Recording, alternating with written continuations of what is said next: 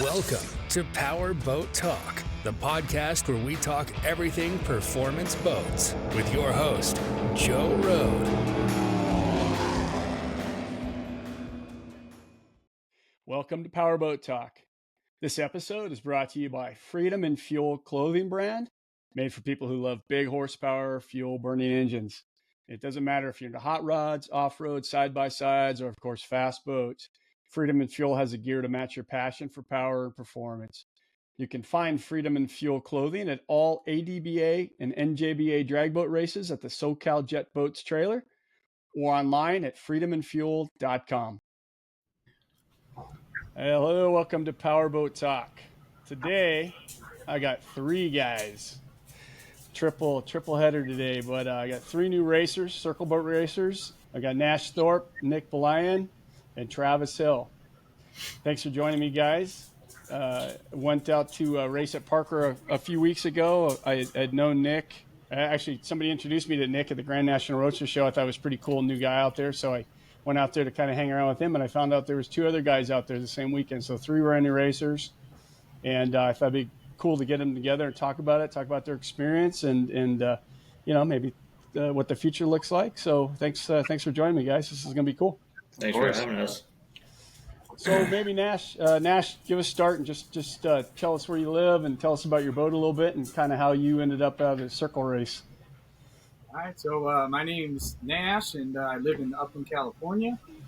And I got a red Biesmeyer, and it's the original Cherokee Maiden. It's got a long racing history, and it's been around a while. It's got a good record on it. Right now, there's no motor in it because I blew it. But aside from that, how I got into racing was it all started when I was young. My dad and my grandpa, they all liked boats. My grandpa, growing up, he had a Sanger Hydro double nose, and that was before my time, so I never got to riding it, but it created a good memory with my dad and my uncles. And so that kind of got me into boats. My dad had a jet boat. He had an outboard. And then that worked into us going to the races. I would say they were more into drag racing than they were into boat racing, but none of them were really familiar with circle boats. So probably when I was 15 or so, we started going to Long Beach. And second I saw it, I said, I'm doing that one day. I'm doing it no matter what it takes. And years go by. I had a couple boats. I didn't want to just jump straight into a circle boat. And a couple opportunities popped up. One in Oregon. I had to pass that one up. And there was one that popped up right in Altaloma, about 5 minutes away, from Pete Rylander. And he had just finished getting that boat all set up and put a lot of love and time into it. And we were sitting there and wondering what we should do. We knew I wanted to race, and we said we can either sit down on the couch and watch this stuff, or we can monkey down and go get the boat and do it. So that's what we did. And I wanted to have the boat a couple of years, running it and getting familiar with it so I didn't hurt anybody and hurt myself. And did that, and things lined up. And here I am. Got my first race in the back, so exciting. Awesome. How about you, Nick? I'm Nick Balayan from originally from Whittier, California, now in Lake Havasu City, Arizona. I have always wanted to race boats. I have been around boats since I was young, coming out to Parker and Havasu at a very young age. Mom grew up coming to Havasu. Grandparents came up to Havasu, Parker area a lot. I got handed down a flat bottom from my grandparents probably when I was 18, and did a full restoration on that when I was 18. Blew maxed out credit cards, did whatever I could to get that thing done. Grandpa's pride and joy, getting it back on the water. It hasn't been on the water since mid 80s. So got that back on the water, cruised out for a long time, and then I got the urge to race. And, I've always wanted a Biesmeyer, had pictures of Biesmeyers up on the wall, K-boats from back in the 80s. And one came up for sale in Parker, Arizona. And I came to know the guy, but his name was Marty Cesarelli, who's recently passed. He became a friend of mine just through buying the boat from him and him helping me out get the boat set up. But I bought the boat from him, needed some work, paint job, motor was hurt a little bit, so I knew I was going to tear the whole thing apart. Got the motor torn apart down at Jim Lewis's shop down here in Havasu. Did a great job on it. It's running strong. Prepped and painted the boat myself. Cleaned up not a bunch of rigging, plumbing, minor rigging, stuff like that, stuff that needed it. And, slapped it back together. I picked it up in September and had it torn apart, back together by December, and just started running it and wanted to get some seat time in it because I knew I was going to race it. And then, I started talking to Travis, and Travis started telling me about the classic endurance class and how he wanted to get that all started. And then I met Nash, and funny, he lives right around the corner from my girlfriend in Upland. So we see each other all the time. But yeah, that's basically how I got into it. So that's. And then I didn't do this intentionally, Travis, but I left the non-Beesmeyer guy for last. That's all right. Yeah. I'm from Modesto, California. I own a 77 Honda Sprint GT. A little bit of racing history. I bought it from a really good friend of mine, Don Dunster. He won the 21 GPS 100 class with a boat and then ended up in a Rush GN boat. And I started crewing for him. And I really didn't know a lot about circle boats, K-boats, pro stocks, or anything about it. Mostly just on the river, lake type guy. Always loved V-drives. Since growing up, my dad had one. And the more I started crewing and getting to know people, I was like, hey, this looks like a lot of fun. And was looking for another V-drive, because I don't need one, but started looking at, ironically, Nick's boat up in Havasu, and then I was looking at a K-boat for a little bit more, and Don was like, well, why don't you just buy the Hondo if you're going to use it as a lake boat? And I was like, okay. Worked out the numbers, bought it turnkey.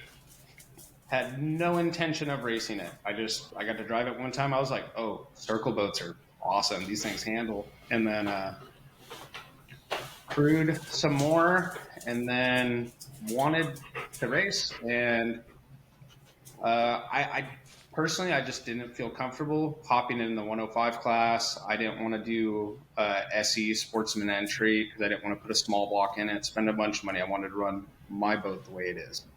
And then I talked to Nash, and he was like, yeah, I'm in.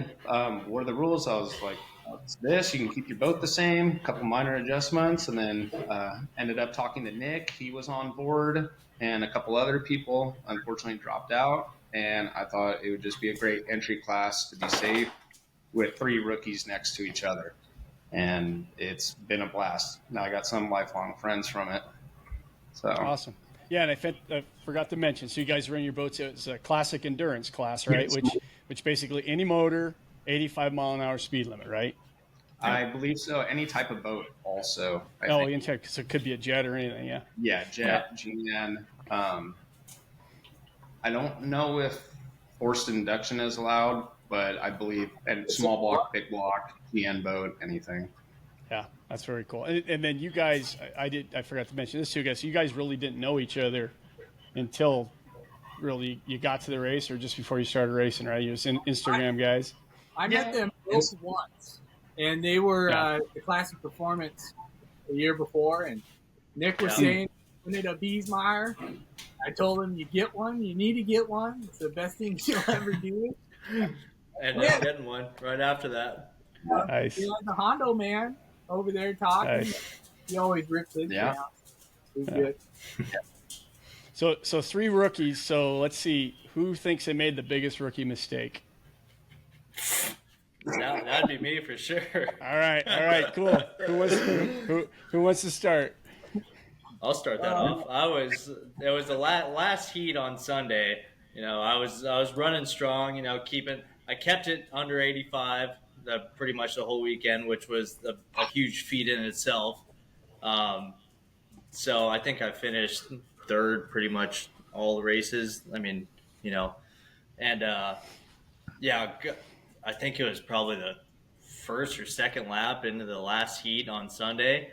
I was coming, they placed us. Travis was second, I was third, and then Steve Coletta, our buddy, was fourth. And I think I was riding right behind him. We come into a corner, and Travis is on the inside, Steve is on the outside, and I start getting bottlenecked in, and I don't know if I got scared, but I panicked a little bit and cut behind Travis's wake and got all of his fucking splash into my carburetor down in the engine and just killed the engine. So luckily nothing hurt, nothing got hot. It didn't hydrolock, so that was a good thing. Just took back to the pits, pulled the plugs, and got all the water out of the cylinders and fired right back up. So, yeah. But I'd say that was probably the biggest rookie mistake.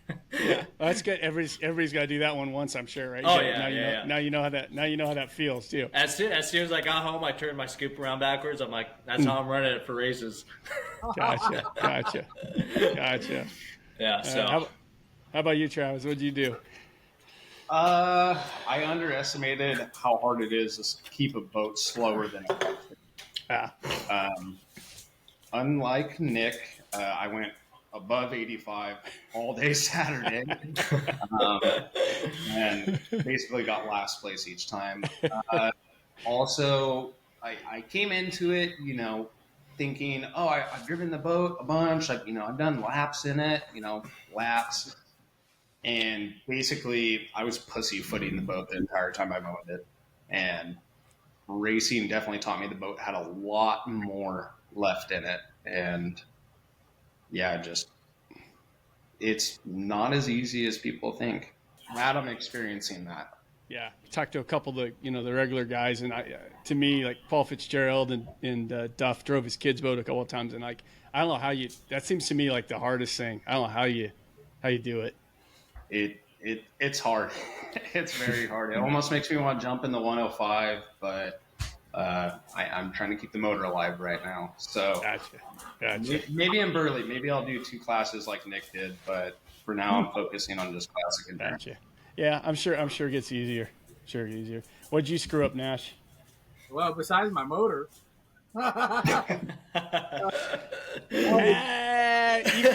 You could argue that's a veteran move, right? Yeah. No, I think you saw anybody sleeping out there, it was me. When the green flag drops, you're supposed to go. Not like 5 seconds after it. I was sleeping on the flag. Too bad. Yeah, that's kind of bad, because I would think if there's one thing anybody should know when they go out there, you go on the green flag. Yeah. Such in a daze, man.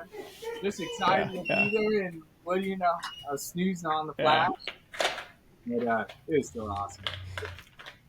How long did it take you to get comfortable? First lap had to be an oh shit lap, right, for everybody? Oh yeah. Yeah, for sure. Yeah. Yeah. I mean, how many laps did it take you to feel like to go from just trying to stay out of trouble to actually starting to compete? I would say that for me it was the first race on Sunday. Like the first race on Saturday, second race on Sunday, I was still trying to feel out the boat. Like Travis said, we've driven our boats by ourselves. I take my boat out during the week on Havasu and go make my laps, and when you're doing it next to 4 other people, it's a world of difference. And like Travis said, I thought I was ripping out there by myself, and then I get next to these SE guys that have raced before, in the classic endurance class, and just blew my socks off. They're railing corners so hard, and I was like, I don't feel comfortable doing that yet, especially around other people. And then I started, first race Saturday was second race getting a little bit better. Then that first race on Sunday, that was great race with me and Travis. Yeah, That was a lot of fun. You feel the same, Travis? You get pretty comfortable by Sunday? Yeah, I took a different approach on everything. Just not going as wide. Like Saturday, like we didn't know what we were doing. At least me, I had no idea. Saturday, the final, I was the key up boat, and I went like way outside, and just everybody turned. I'm like, okay, well, there's a mistake. All right, and then all right, you gotta get closer to boats. You gotta turn earlier. Just a bunch of stuff. Sunday was really fun, and I took a different approach at it, and it seemed to pay off for the most part. So after your first race, when you're watching all the other guys, the other classes, what was like a new appreciation after you'd been out there one time? Not always been around it, but I've seen a lot of racing, and being a spectator is one thing, but being a spectator and racing at the same time, as far as like, you're in the race and then you're, in between heats, you're watching, you kind of see what other people are doing, and you pick up their lines and see how fast they're going into corners or when they're burying the pedal and stuff like that. So that's what I kind of picked up on, like in between heats, as far as learning stuff and just getting an appreciation for things like that. Yeah, I looked at it a little differently. Yeah, no, 100%. How about you, Nash? It was interesting because I've been to so many circle boat races since having the boat that you kind of watch how they race, and you see the lines, you see who's faster and what they're doing, and you get in the boat and it feels completely different, right? When they're hitting the pedal, it's hard to tell when they're hitting the pedal versus when I should. And to be honest, during those races, I mean, I don't even think I finished watching one, because there's so many dudes there, specifically Jim, Corey, John McKee, all those guys. Like, the amount of information they could tell me and see what I'm doing and what I can improve on is what I was learning a ton from. Because I knew I wasn't going to be competitive, and I'm not going to be able to be competitive for a while. But just the information I've been getting from those dudes on how to properly drive, when to slam the pedal, how to flat foot it. There's just all types of stuff I learned. So I don't even think I watched a full race. Yeah. I think you got it there, Nash. You guys probably did too. But it's so many of the same guys been doing it for years and years. Like everybody, the buzz when I talk to guys, like it was so cool. We got like not one guy, we got like 3 new guys out here. So you guys probably got a lot of love, I would imagine. Oh yeah, Great. For sure. It was a great crowd. Everyone down there was super helpful. Like Nash was saying, Corey was helping out a lot. Jim Mobley was there, if we needed anything. Just everyone was super helpful, which I thought was nice because, usually, I mean, I come from like working in the trades and stuff, the old guys don't really want to teach you new stuff. And, they kind of want to keep you out because they want to keep them in the inner circle or whatever. But no, I mean, like the whole racing scene, everyone down there was super helpful, very generous with everything. Yeah. Awesome. It's like family, man. I've never experienced anything like that, them bringing you in and helping you. And 0 questions asked, those dudes would do anything. It's Yep. I aspire to be like that. It's really cool. Very cool. So how about you, Travis? What looked different to you after you were in the boat for a race? One of them was, and I'm sure Nick and Nash can attest to this. You're messing around on the river and you can look at your tack, your oil pressure. Like, for instance, mine's down by the floor. I don't have any holes in my dash. And just trying to pay attention to the water in your instruments was a real big learning curve. And then from a spectating point of view was, oh, look how he's going to set up in the corner. And you just really start to really pay attention what other people's boats doing and seeing like, okay, that's when he let off the down pedal. You can tell, or watch when he stuffs the nose to try and enter the turn, but you don't hear him off the gas and just stuff like that. Started paying more as a homework style, watching them instead of just like, oh, dude, that's awesome. They're going neck and neck. And as a spectator, as a driver, I was watching completely differently than I would have last year. Yeah. So Who are you guys probably all, I mean, sounds like you guys, Corey was real good with you guys. And we're talking about Corey Ferguson, right? K-boat driver. Yep. Any of you guys, like, who's your, like, you got a new favorite after racing? A new appreciation for anybody out there? I have someone I want to go Fitzgerald. What was that? Who's that? What was that, Nash? Hey, if you gotta shoot, you gotta shoot high. And one day I want to race with Paul Fitzgerald and see if I can keep up. Yeah. Yeah, that guy really knows what he's doing. Really? He's probably the one guy that I watch the most. I mean, I ran the SA 105 class with him, so I was behind him watching him. But he was, he was hauling, and that boat that Jim put together, and I know Corey helped set that one up a lot. That boat hauls ass, and Paul Fitzgerald, he really knows how to drive. So, those two hand in hand. I mean, that's a recipe for some good racing, and that's what I saw. I mean, I really watched him, and he was cooking. Yeah. How about you, Travis? Anybody else? I mean, it's hard. I have a lot of, I guess you could say, favorite drivers throughout different classes, and it's a mix between friendship and just how they drive. One person I really like enjoying watching is Chris Coles of the GN class. He makes that boat work really well, and he's kind of I'm not going to say an underdog in the class, but it's really fun to watch that little boat go against these big 21 race-ons. It was really, really cool actually seeing Timmy Hoffman in Pro Stock. That was really fun to watch too. So, I've seen Corey plenty of times, air it out, haul the mail, love Corey. But generally, I'm going to say it was fun to watch Timmy this round. It was really fun to see those guys go at it because I haven't seen Pro Stock capsule boats before. Yeah, that was cool. There was 5 of them, right? Yeah, that was really cool. Yeah, and it was cool, like seeing Dale Baker with his boat. That was a pretty big deal for him. So it was really cool to watch him race that boat. That's another one that'll be interesting to see in Idaho. So. And I can't remember, so Trav, you're going to Idaho. I don't think Nash, I think you got a broken boat still, right? So you won't be at Burley. No. Yeah, How about you, Nick? Did you decide to go? I'm planning on going. Yeah. Awesome. Burley or bust. Yeah. Have you guys, has anybody ever been to Burley before? I've never been. I have a couple years crewing for the GN boat. Nice.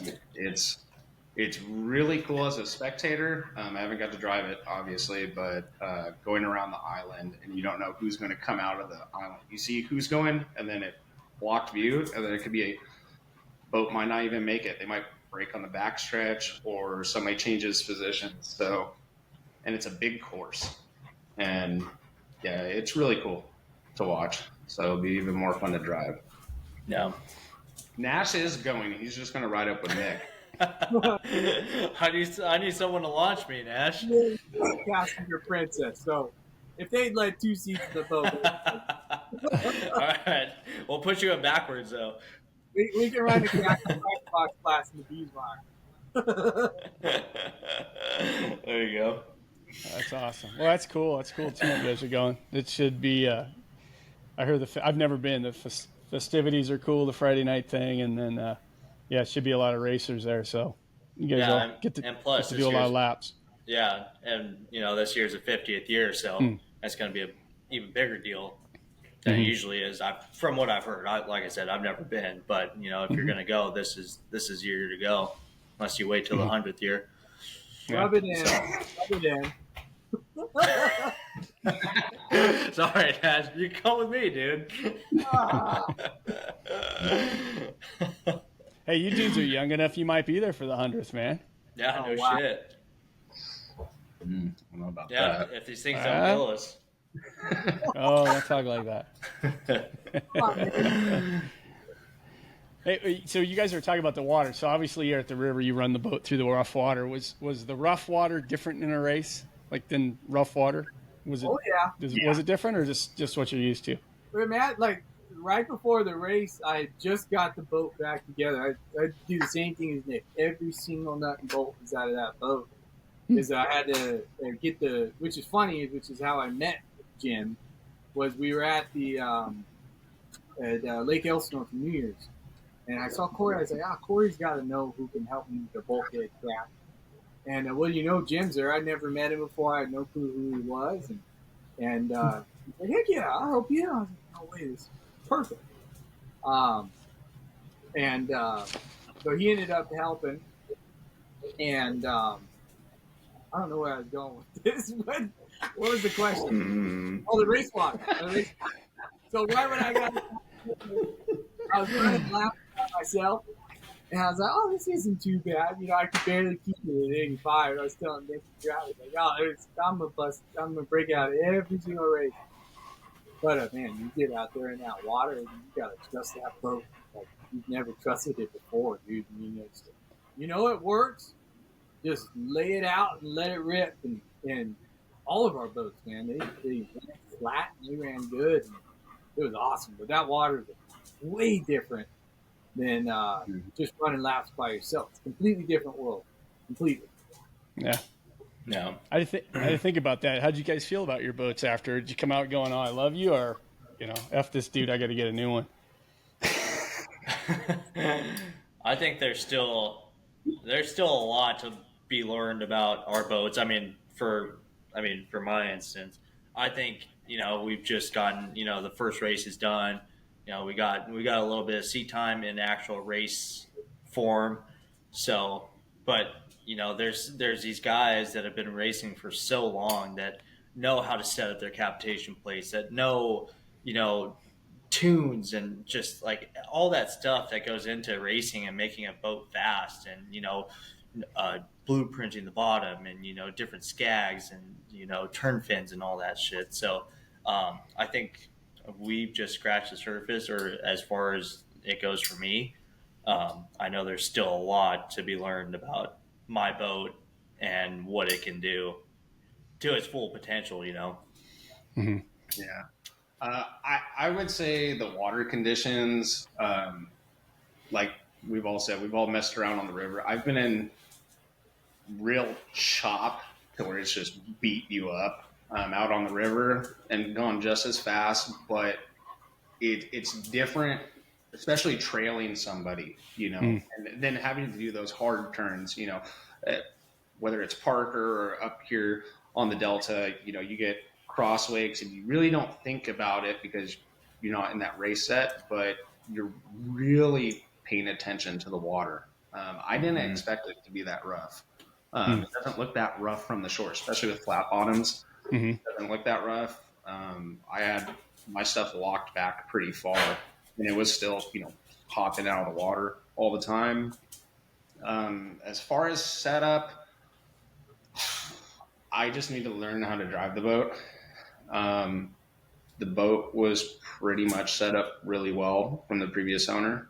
So it's mostly just fine tuning at this point, and maybe my driving style, maybe, scoot the prop forward or back, just stuff like that. But the boat's pretty well set up. So you kind of have that advantage of a boat that's been run. Was Don there at the race? Yeah. Oh, okay. Chief. So, what better person to help you set up the boat that won a championship in it? Yeah. So you should have kicked both these guys' ass. Well, he did. He podiumed.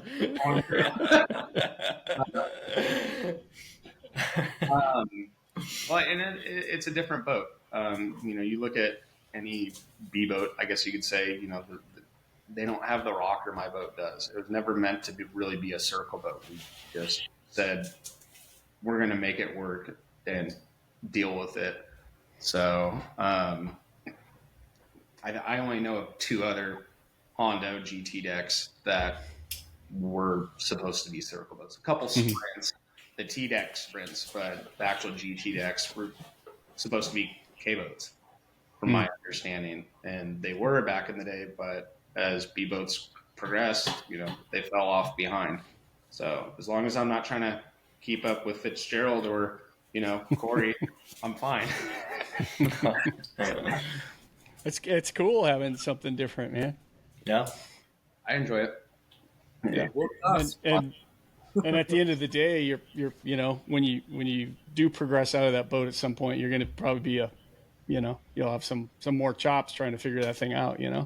Yeah, I mean, if I do continue racing like long term, I would definitely buy another B boat. Like I said, I bought that boat as a lake boat. I was thinking about a Beesmeyer, and then I sat in my buddies. I'm like, oh man, there's like, where do I put the ice chest in this thing? And my boat has so much more room than a normal snorkel boat, so I can stuff a couple, ice chests under there and go out on the river all day. It was nice. So yeah, I had no plans on racing. I just know it was a well-built boat and it handled, unlike my drag boat. So yeah. I know. I see Nick on Instagram. I mean, you use your boat a lot, even after the race. I mean, both you guys do the same. Me personally, it came out of the trailer and then went in the garage. So I'm saving it. I got my drag boat that I can take out, or my day cruiser with my wife. So I can still get that adrenaline rush, but I'm saving it for Burley. Gotcha. Yeah, I'm not. I'm running the shit out of it. I got it home from that race. I was this is my first like real high performance motor. Like it's built. It's built to race. So Jim Lewis has been helping me out a lot, and I talked to him Saturday night after the last race, and I was like, because we're pitting right next to each other, I was like, hey, should I do anything to the motor? Should I be checking valve lash, or aside from just looking over it all together? And he was like, no, just run it. I was like, okay, cool. So I ran it, and like I said, I ran Classic Endurance and SA 105, and it held together. And then got home, checked the valve lash, nothing moved. Changed oil in the V drive and the motor, and sent it back out. And I live in Havasu, so I go out all the time. And you have to use it, right? Yeah, exactly. I didn't build it I built it to race it, but I built it to enjoy it as well. So, I take my girlfriend out, and me and my brother go out, and he's got a Vector, and we both rip together, and play cat and mouse and keep up with each other, and it's all fun and games. What was something that like nobody? You guys got a lot of advice. What was something nobody told you about? Well, I feel like there's a lot, man. Because in the beginning, like I was talking about, I've had nobody. I knew nobody that had raced. None of my family has raced. Nothing. And coming into this, like you go on the website and there's only so much on there, and like the physical and all the paperwork you have to sign up front, all the stuff and rules you have to keep on your boat. There's so many things we had to figure out, and thankfully somehow we ended up in a group chat together. And all just bouncing. That's good. That's probably the best thing could have happened. That was the best thing we could have done, for sure. Yeah, absolutely. Yeah. But the good thing is now, like, if any of the younger dudes or older dudes, it doesn't matter, like putting this out there, they can contact me whenever they want. We've done it now, and it's become, we could give them what they need to be able to sign up and be able to race, and it was a lot to learn, but it was awesome. And none of us were going to give up because of all the unknowns, But, yeah, I definitely went in it too naive. I was like, oh yeah, I got a lifeline. I got a helmet that's definitely certified. Go on the rule book. Oh, it must be orange. Your helmet must be orange. You must have, Nash, 3 weeks later. Oh, hey, did you know you have to get a fire suit? I'm like, I swear I saw somebody in Levi's last year. Maybe I was mistaken. I got a shoot jacket with a bag, and then, oh, great. Now I got to go. I got to go Lifeline and buy an orange one because it doesn't meet the rules. You know, I got a carbon fiber helmet. Oh, it doesn't meet the rules. Do I really want to paint it, or do I want to go buy a bell for $600? Luckily, I just wrapped mine, so it saved me money. But you know, it's still a lot of money just in safety gear alone, which I think I'd have to get. Yeah, there was a lot of unknowns, like both of you guys are saying, and us being put in the group message was very helpful. And you know, we fed off each other. We talked a lot of shit about it, you know, throughout the shit. Like, oh man, like we got to do this. Like, there's never going to be an end to it. And you know, I was taking it. I mean, all of us were taking it pretty seriously as far as like what we had to do, and like Nash said, like physicals, helmets, like how they had to get painted, life jackets, like all that shit, like stuff that was supposed to happen to the boat, like as far as safety. And you know, I think we were all stressing a little too much. And when we got to the race, and they were super lenient on everything. Oh, not like scary lenient, but you know, they didn't check it like I thought they were going to check it. So I think we were all just stressing for no reason. But you know, when it all comes down to it, we fucking raced and had a good time. So and we're all safe. We made it out. Don't get it. Yeah. You better be extra ready next time. Yeah, they're gonna double quiz me. And also just like Jody from SCSC, you know, helping us out each step of the way. I'm sure the three of us just bombarded her with questions like, "Hey, do I have to like see a real doctor? Can I just see like a DOT? Like, you have to get FAA? I heard that. You know, I'm reading the rules and stuff like that. Coming down just like, I don't have a GPS. Can I borrow one? Yeah, sure. We got like 20 we loan out to guys. Just bring them back at the end of the weekend, please." Oh my gosh. So that right there. So yeah, that's good to know. I had Ross on a long time ago, and Ross always promotes like, hey, anybody wants to race, people are going to help them out, you know? So I'm glad to hear that's actually how it worked. Oh yeah, big time. Yeah. But you're probably right. I think tech inspection, man, when you read those rule books, that tech inspection is probably the most stressful thing at some point, you know? Yeah, it's daunting because, you know, you read, I mean, Nash and I and even Travis, like I was bouncing stuff off. Like we would read the rules and then I would call Nash or I would call Travis and I was like, hey, did you read this or did you read that? And they're like, oh no. And then we would just go back and forth. And when it all came down to it, I mean, it was all our boats. All of our boats have been raced. Nash's boats has been raced. You know, my boat and Travis's boat's been raced. So, you know, we all knew that they've been raced before and they were all set up and they all ran before. So I don't know, they shouldn't have changed. So, but the rules were kind of daunting, but I mean, it all worked out in the end. I thank my wife so much for putting up with me worrying about the stupid rules, man. At the time, my newborn was probably a month and a half, I think, and I have a 3-year-old, both girls. And I said, babe, we got to wake up. The pit's open at 8. We're waking up at 3 and we're leaving. I said, okay. And the whole way there, I'm like, babe, I hope I don't get dinged for not having a certain paperwork. I'm stressing the whole way. They check my boat. We're good to go in 15 minutes. I'm like, awesome. Dude, when I met you at the races and you told me you had like a newborn and a 3-year-old, I'm like, fuck, who gets away with that, man? My wife was me. Even I said, hey, let me put a Beesmeyer sticker on your car. And she's like, you're not putting a sticker on my car until you race. Yeah. Oh, man. Travis, do you have a wife and kid too? No kids yet. I just got married last September. Oh, okay. See, that's different, man. But when the kids come, you're pretty lucky, Nash. That's why I'm racing this year, just in case. You know, I'm not as lucky as Nash, but from the gist of it, I should be lucky enough, even with kids, to do it. It's just time, money, like everybody else. Yeah. So I know you're all driving home. Like, no limit on the budget. What are you writing checks for the week you get back that you really want? Even if you didn't really do it, like, what do you want to go buy now?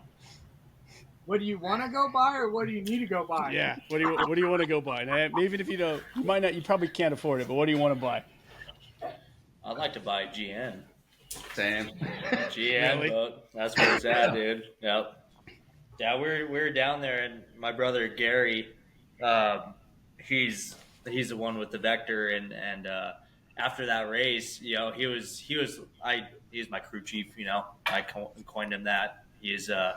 He's been with me my whole life, but as far as like motorsports and all that stuff, he's super helpful. And after that race, he's got the itch to get a GN boat. He wants to race the Parker Enduro, so we're gonna see what he comes up with. But if my boat holds together, I'm planning on racing that too. You're gonna do the Enduro? I'd like to. I'd like to. Okay. You said it. That means yeah, big dog. Nash is gonna do it too with his brand new motor. Hey, I will get a paddle and I will float that thing as hard as I possibly can. Yeah. Oh shit. So Travis, how come a GN boat? I've driven one, not to its full potential, but it just looks like one of the hardest things to drive. If you were there, you saw. Were you there for the GN final on Sunday? I mean, you see how aggro those boats can get. I think that really, it's not a diss against any other class like our class, for instance, but like I think with a good GN boat, 20 laps looks fun. I'm sure you're like exhausted at the end, but that would be I would take my boat out every weekend if I had a GN boat. Yep. So it doesn't care about the water. It doesn't. Right. It just doesn't. Oh, Havasu chop. Easy. Right. It doesn't care. You'd be sending it right next to some skaters, some 38 skaters or something. Right. Smoking. Right. Yeah. And all the fuel you can hold, so you can go all weekend. Yep. But, yeah, definitely a GN boat. If I was to step up in the class. Don't turn on me. I see it in your guys. I don't think it's happening. Don't do it. Doesn't sound like it's going to happen next week. No. No. I've seen the fuel bill for a GN boat before. No.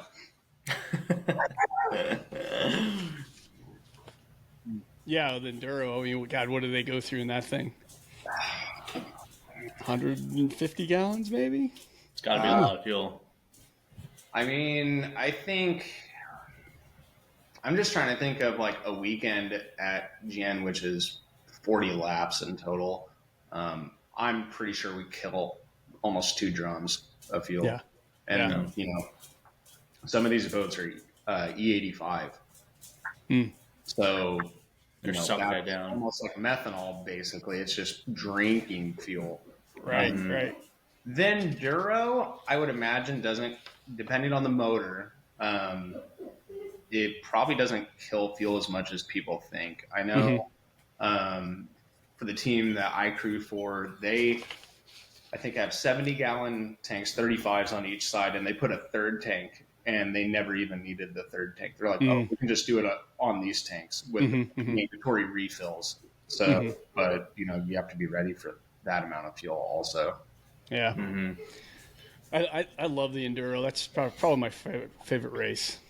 It's just like it's survival. I mean, even you got to know what you're doing on the pit stops, and I don't know. It's pretty cool. I think it's the Le Mans start for me that also makes me want to do GN. It's like the green flag is like cool, but the Le Mans start is badass. Yeah. Especially at the Enduro. Yeah. The old days they used to literally hold on the fence at Parker and run across the thing and That's jump what in I've the heard. boats.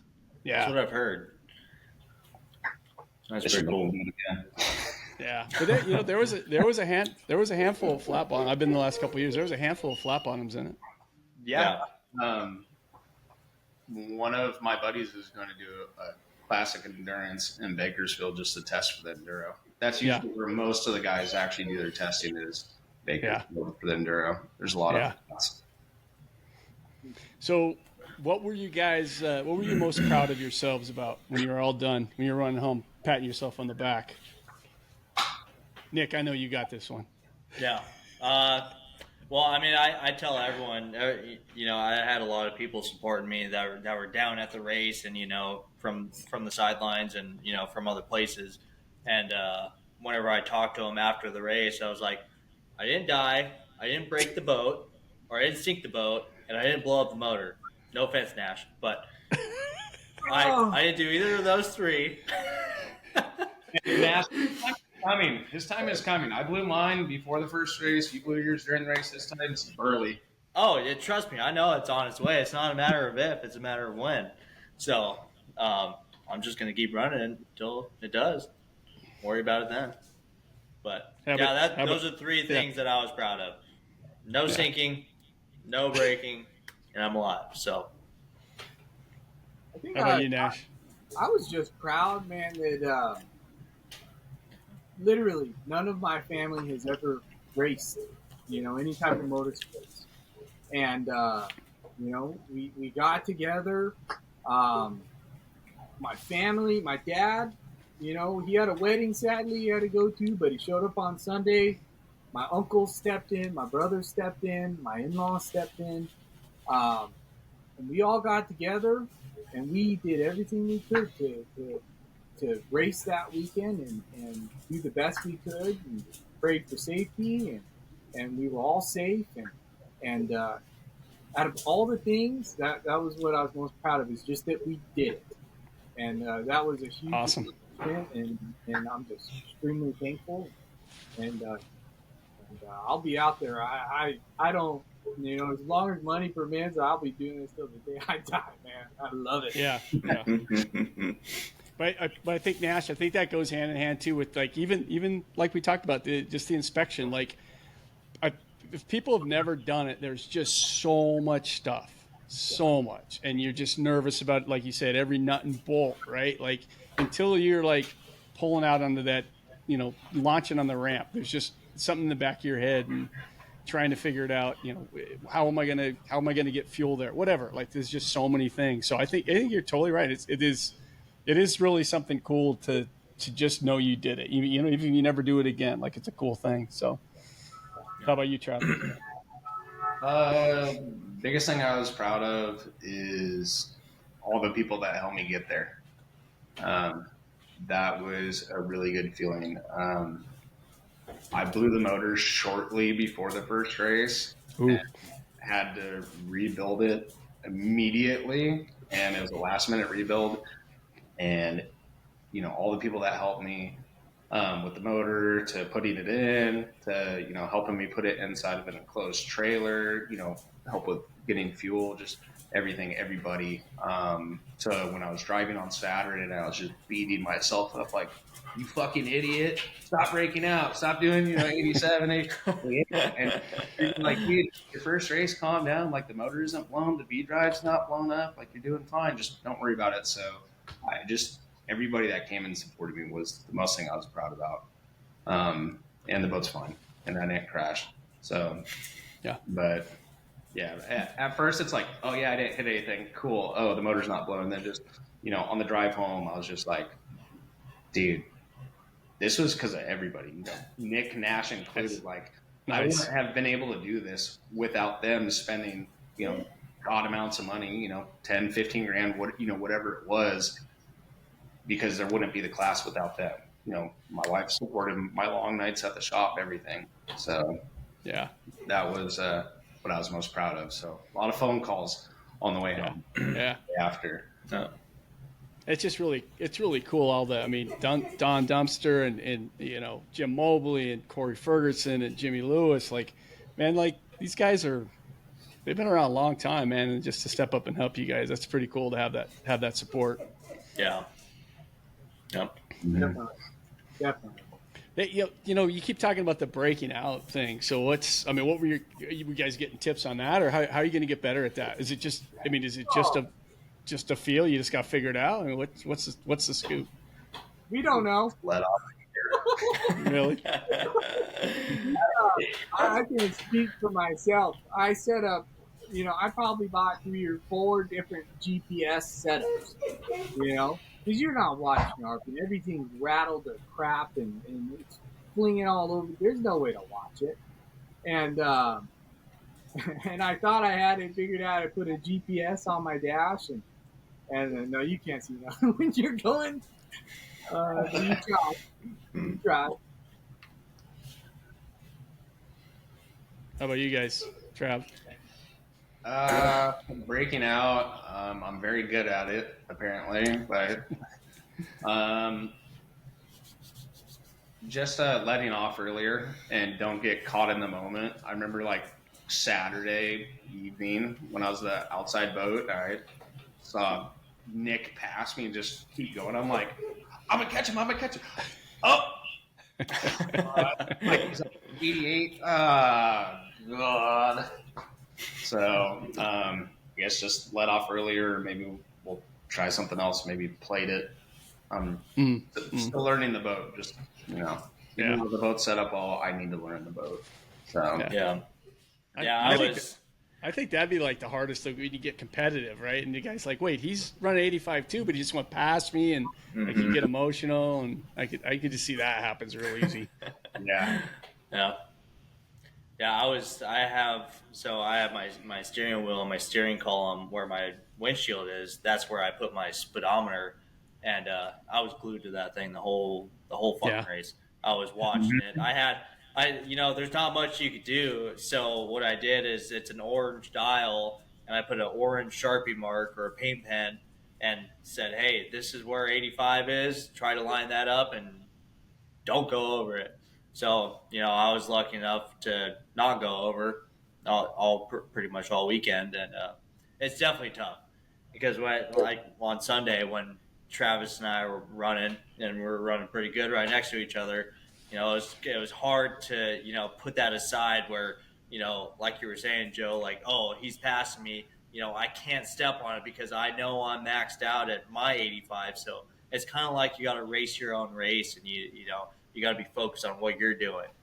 Because it's tough, but it's something that's part of the race. You gotta learn how to keep your boat under 85, and that's just one of the obstacles.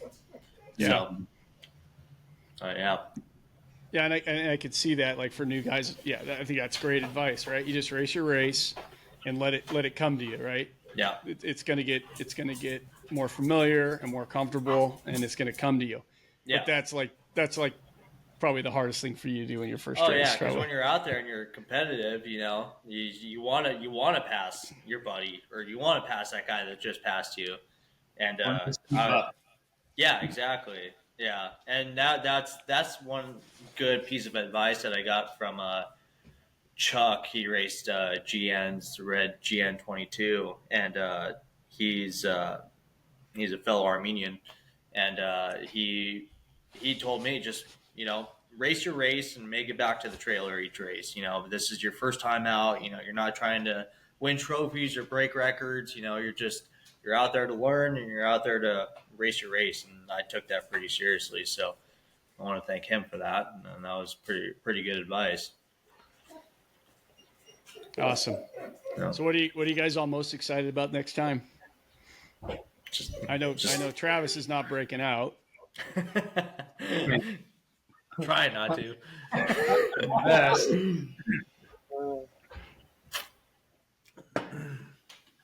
I'm just ready to get back out there with you guys. I'm ready to. I just want to drive. Yeah. Being out on the river is fun, and it's a good time. But racing is what I've come to love, and it's only been one race, but I mean, the needle's in, and I'm definitely ready for more. Being with Nash and Travis, it's just the camaraderie is so much fun, and it's all of our first time, so we're learning as we go, and it's cool to do it as a group and have guys that are like-minded and into the same shit, all doing the same stuff and racing boats. So it's really cool. That's interesting though. So your boat that you love racing up and down the river now, it's kind of not the same now. Huh? It's like, man, it's not the same as if I'm on a race course. Same boat. Yeah. I'd rather be next to Travis or Nash fucking hauling ass, dude. That's awesome. That's awesome. I bet you didn't expect that. No, I knew it was gonna be a new addiction for me, but I didn't know it was gonna be this. It was gonna hit this hard. So I'm eager to get back out there. I'm ready to get behind the wheel again and learn more, and be around the guys that that have all this knowledge and just soak all that shit up, because I don't plan on stopping anytime soon. I'd like to carry this through and see where this goes. Awesome. How about you guys? Got anything to say about that? I'm just going to agree pretty much what Nick said. It's the same as the river. I just on the way home from Parker, I'm like, all right, when's Burley? Okay, which hotel was at last time? Like the boat ran. All right, cool. Leave it in the trailer. We'll change the oil in Idaho and dump it off at O'Reilly's. Like, let's go. Nice. And then Nash, Nash, that's got to be killing you, right? Because I don't know, are you waiting for parts? You waiting for money? Putting motors together these days is not easy. It's certainly not cheap. It's not easy, no, but I got really good guys that I've grown to know, and that been talking, and it sounds like we have something worked out, and super excited. And it's a huge opportunity, and it looks promising. I should be getting motor back in pretty soon. Good. He's going to surprise us at Burley, Nick. Yeah. Yeah, no shit, right? I was just gonna say, what are you working on, dude? No. Hey, you all got real close, but you're still racers. Oh yeah. You all still got stuff in your back pocket, right? But that's okay. That's like racer code. You're allowed to do that, and that's no harm, no foul. Yeah. Secrets in the sauce. So awesome. Who was the worst driver out there? No, don't answer that. No, not among. That's a tough one. God damn. Not about you guys. I'm talking about those other guys. Who's in the pudding, man? Who's in last? I'll take that one. I think it's not talked about a lot, but you think like boat racing or motorsports, it's very easy to look at the driver, and there's so many other things beyond that you really got to have the good people behind you that will really help you. And it's something you got to think of. You could try to do it by yourself, and there's people there that'll help you. But, like my brother, he's not super into boats. He loves them, but it's not something he wants. But that dude had my back, my dad, and uncles. And it's just like, you really got to think about who's going to have your back and who's going to help you. It's a huge side that's not really thought about. And you can't really do it without it at all. Even my in-laws and mom and everybody just helping watching my kids and my brother's kids while we're doing it, Yeah. But if you don't have anybody, don't let that discourage you not to do it. If there's people that'll be there to help. Yeah. But you got people. It's a family thing, man. Bring your kids, bring everybody. Just enjoy it. It's like nothing else. Yeah, awesome. And you guys all mentioned a lot of people that were behind you guys. Anybody else you want to mention that you think you missed? Yeah, I mentioned Jim Lewis. Dave Connolly was right down the street from me. Dave's a huge help. Mario Lotka, he's helped out with parts and stuff like that. All my family, my girlfriend, we started dating about 9-10 months ago, and she knew I was into boats, and this was prior to me buying the Beesmeyer. And I told her, I was like, hey, you know what you're signing. I'm telling you what you're signing up for. Yeah, I'm buying a race boat, and we're going racing. And she's been super supportive. My sisters, my brother Gary Oliver, my dad, grandparents. It kind of sucks. My mom passed away from cancer last July. Oh wow, sorry to hear that, man. She's the one that kind of grew up on the flat bottoms. My grandpa's flat bottom. back in the day. And, I wish she was around to see this, but I know she's watching from above and, making sure I don't do anything stupid. But, it's like Nash was saying, it's a collective of people that just join together to help you out, and, we'll bend over backwards for you. And, my boss, Kirk, and Katie, everyone around me has been super supportive through this whole racing. And, there's a lot of unknowns, but, everyone's been there to, provide support through all of it. So awesome. Yeah. How about you, Trav? First off, my wife, she's helped out tremendously every single way. I mean, from, showing up at home on a Wednesday, Thursday, Friday at 10 o'clock at night, from working on the boat for countless weeks to, you get out of the boat and she's like, hey, you need to drink water. Just like little things like that, going back to what they said, having the right people backing you is a huge thing. All my friends that drove out, I mean, to ask people, hey, can you take off, 3-4 days from work for, whether it's ride with me or drive out to Arizona or Burley, for instance, we're either going to leave Wednesday night or, Thursday morning. So, and then come home Monday. So that's 3 days, that depending on what kind of line of work you're in, that can affect you. Yeah. It's not. But, I also want, thank Don from High Power Marine. He's helped me tremendously in every single way, from, the motor, the boat, telling me, hey, you're driving it wrong, dude. You need to drive it like this. And then realizing, oh, that's what he meant. Okay, got it. It's just the people that back you are a huge, tremendous role. Could one of us set the world on fire just with their driving? Yeah, but if you don't have the right people with you, it can only account for so much. So it's important.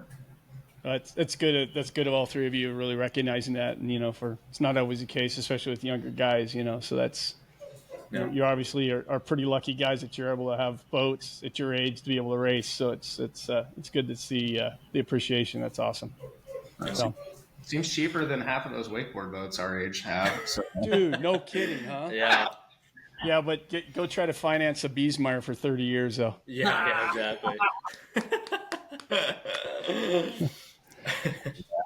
and kind of probably luckily you can't.